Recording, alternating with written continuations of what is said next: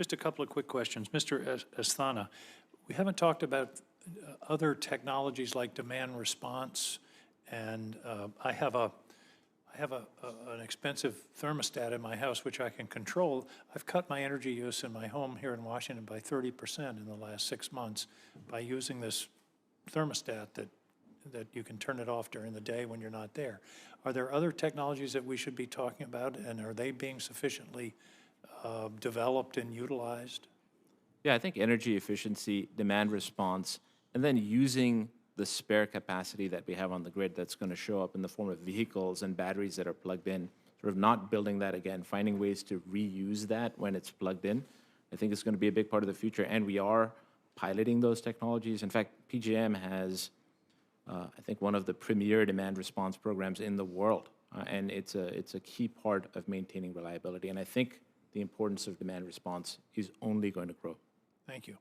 I want to join my other colleagues talking about bipartisan permitting reform. It's something we have to do in order to achieve whatever the future looks like in terms of green energy. It's going to require building things.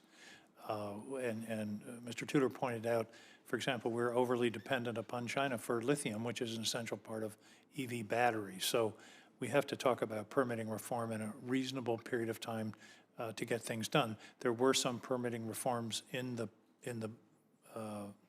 budget deal that we're talking about, voting on in the next 24 hours, hopefully.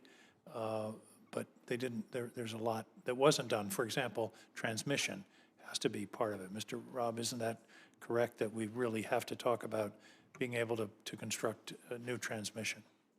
No question, and it needs to be done much more quickly than we're able to do today. And a final piece is, we haven't talked too much about the pipeline system, but in New England, the gas pipeline system is part of the grid. And I believe that FERC should have more responsibility in terms of gas pipelines and reliability and cyber protection, given the integral role that the gas pipeline system plays in the operation of the grid at the current time. Do you agree? I agree with that, sir. Thank you. Thank you, Mr. Chairman. Thank you, Senator. Hawley. Senator Hawley.